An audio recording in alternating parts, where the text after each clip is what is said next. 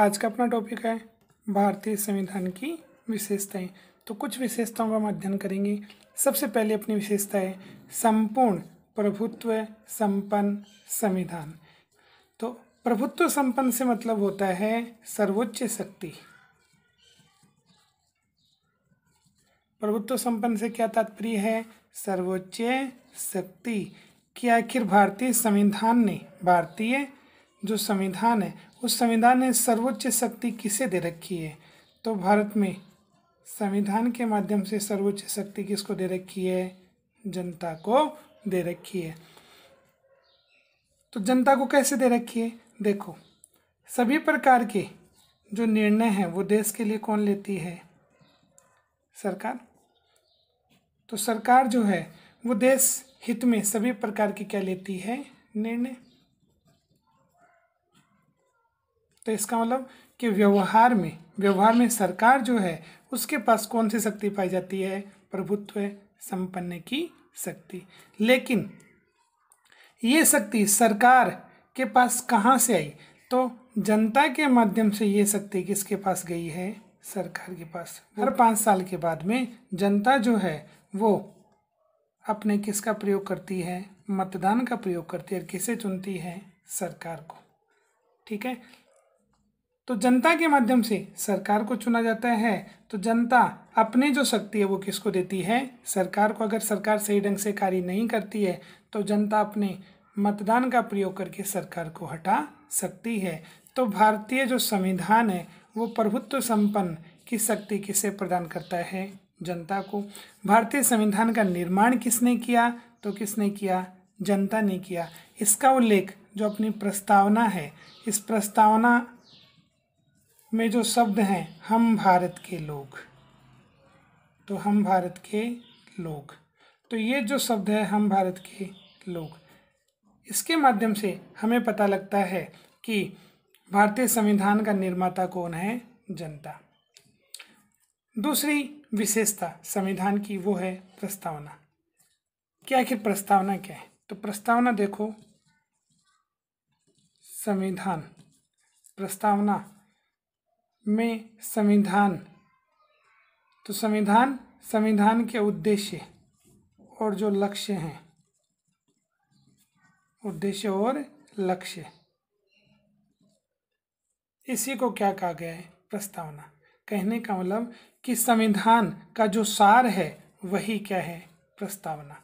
अलग अलग विचारकों ने प्रस्तावना के बारे में अलग अलग राय दी है। किसी ने प्रस्तावना को संविधान की आत्मा कहा है, किसी ने प्रस्तावना को संविधान की कुंजी कहा है। अपने कोर्स की हम बात करें तो प्रस्तावना के बारे में बता रखा है कि प्रस्तावना संविधान की राजनीतिक कुंडली है। प्रस्तावना संविधान की कैसी कुंडली है? राजनीतिक कुंडली है। देखो, कुंडली बोलते हैं जन्म पत्री को। कहने का मतलब कि अगर संविधान को जानना है तो आप उसकी क्या पढ़ लें? प्रस्तावना। तो प्रस्तावना को पढ़ करके हम किसको जान सकते हैं? संविधान को। जिस प्रकार से व्यक्ति की जन्म पत्री को देख करके उसके भविष्य का आकलन किया जा सकता है, उसी प्रकार से प्रस्तावना को देख करके संविधान का आकलन किया जा सकता है। तो प्रस्तावना को संविधान की राजनीतिक कुंडली किसने कहा? तो के.एम. मुंशी। तो के.एम. मुंशी ने प्रस्तावना को संविधान की राजनीतिक कुंडली कहा। चलो, तीसरा अपना जो बिंदु है वो है विश्व का सबसे बड़ा संविधान। कि भारतीय संविधान को विश्व का सबसे बड़ा क्या माना जाता है? संविधान। वो कैसे? तो देखो, भारतीय संविधान में कुल जो अनुच्छेद है वो कितने हैं? 395। तो भारतीय संविधान में कुल अनुच्छेद कितने हैं? 395। 22 भाग हैं, 5 परिशिष्ट और 12 अनुसूचियां हैं। जबकि भारतीय संविधान की तुलना में अन्य देशों के संविधान में इतना कुछ नहीं है। अगर बड़े देशों की हम बात करें जैसे अमेरिका, तो अमेरिका जो है, इस अमेरिका में 7 ही अनुच्छेद हैं, जबकि भारत में कितने, 395। अगर बात करें हम कनाडा, तो कनाडा की बात करें तो कनाडा में 147 अनुच्छेद हैं, जबकि भारत में 395।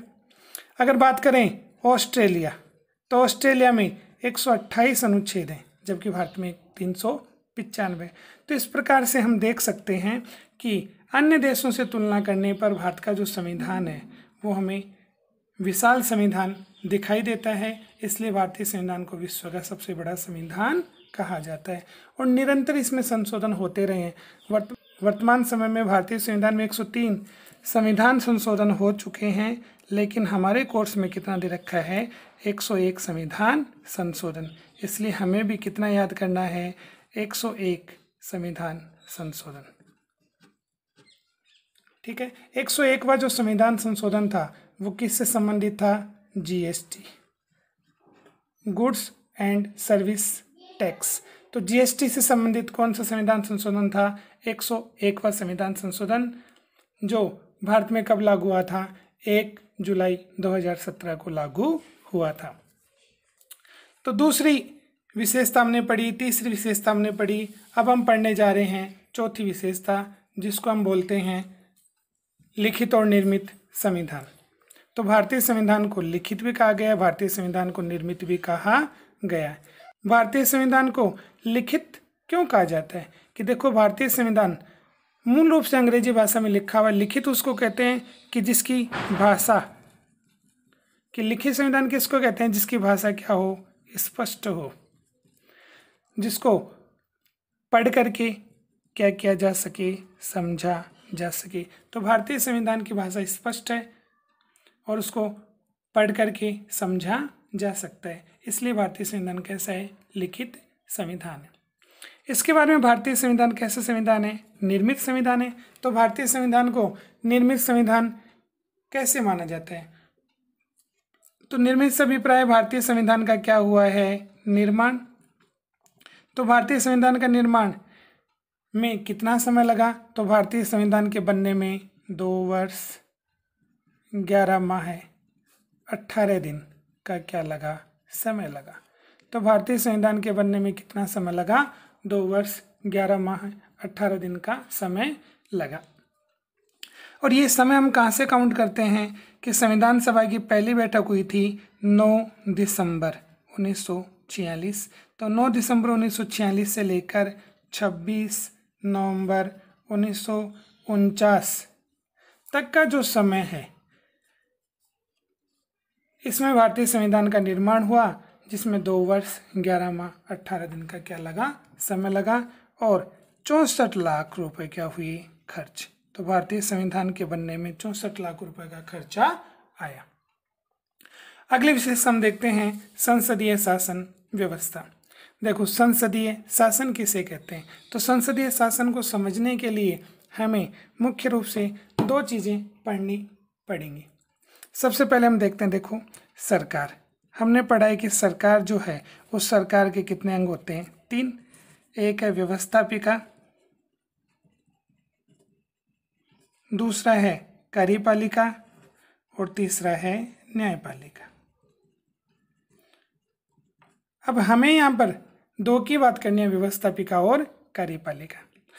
तो व्यवस्थापिका और कार्यपालिका में जब क्या पाया जाए, संबंध पाया जाए। तो व्यवस्थापिका कार्यपालिका में जहाँ पर क्या पाया जाता है, संबंध, वहाँ पर कौन सा शासन होता है, संसदीय शासन।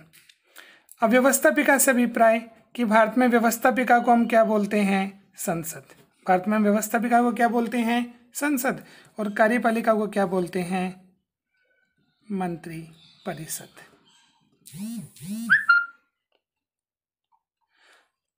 तो ये जो व्यवस्थापिका है इसको हम संसद बोलते हैं और कार्यपालिका को हम मंत्री परिषद बोलते हैं। तो संसद में से किसका निर्माण होता है, मंत्री परिषद का निर्माण होता है। कहने का मतलब कि संसद में जैसे लोकसभा राज्यसभा की बात करें तो लोकसभा में से सरकार बनती है, लोकसभा में से मंत्री परिषद के सदस्य चुने जाते हैं और ये मंत्री परिषद अपने पद पर तभी तक रहता है जब तक उसे लोकसभा में क्या प्राप्त हो, विश्वास प्राप्त हो, बहुमत प्राप्त हो।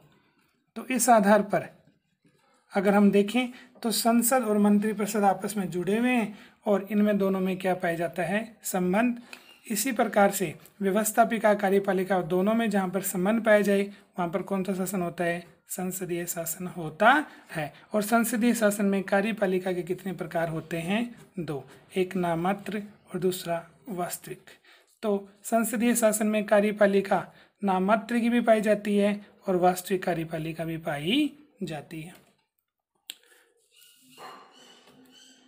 इसके बाद में अगला अपना टॉपिक है मौलिक अधिकार और मौलिक कर्तव्य। ये देखो दो चीजें हैं। भारतीय संविधान की बात करें तो मौलिक अधिकार का उल्लेख भारतीय संविधान के भाग किसमें है, 3 में। अनुच्छेद की बात करें तो अनुच्छेद 12 से लेकर 35 तक जो अनुच्छेद है उसमें किसका उल्लेख है, मौलिक अधिकार का। तो इस प्रकार से मौलिक अधिकार का उल्लेख भारतीय संविधान में है। मौलिक अधिकार हमें कितने प्रदान किए गए, तो जब संविधान लागू हुआ था, तो संविधान कब लागू हुआ था, तो 26 जनवरी 1950 को भारतीय संविधान क्या हुआ, लागू। इस समय भारतीय नागरिकों को कितने मौलिक अधिकार दिए गए थे, 7। ठीक है। अब संविधान में संशोधन किया 44वां और ये हुआ था 1979 में। और इसके माध्यम से एक जो मौलिक अधिकार था जिसको हम बोलते हैं संपत्ति का मौलिक अधिकार, इस संपत्ति के मौलिक अधिकार को मौलिक अधिकार की श्रेणी से हटा दिया गया। कब हटाया गया, तो 1979 में। तो संपत्ति का जो मूल अधिकार था उसको मौलिक अधिकार की श्रेणी से हटा दिया गया।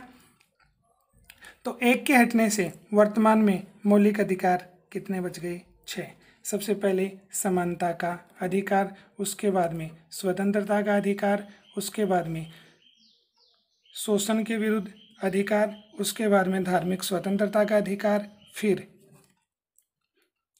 शिक्षा और संस्कृति का अधिकार और अंतिम है संवैधानिक उपचारों का अधिकार। इस प्रकार से कुल कितने मौलिक अधिकार हैं, 6 मौलिक अधिकार भारतीय नागरिकों को प्राप्त हैं।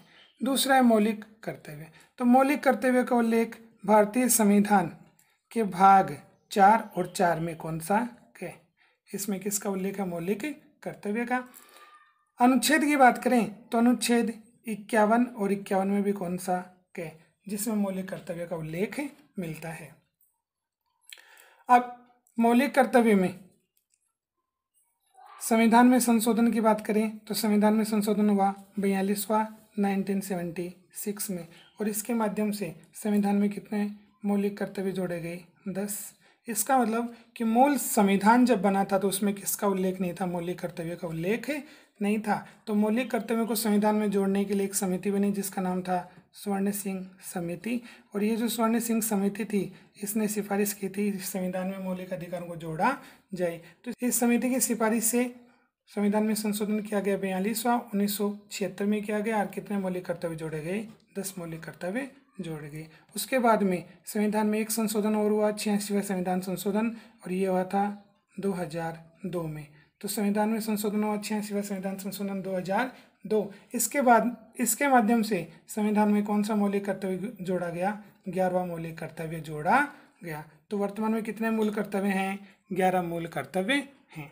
तो इसमें हमने देखो मुख्य रूप से संविधान की 6 विशेषताएं पढ़ी हैं। आगे हम पढ़ेंगे फिर नेक्स्ट टॉपिक में।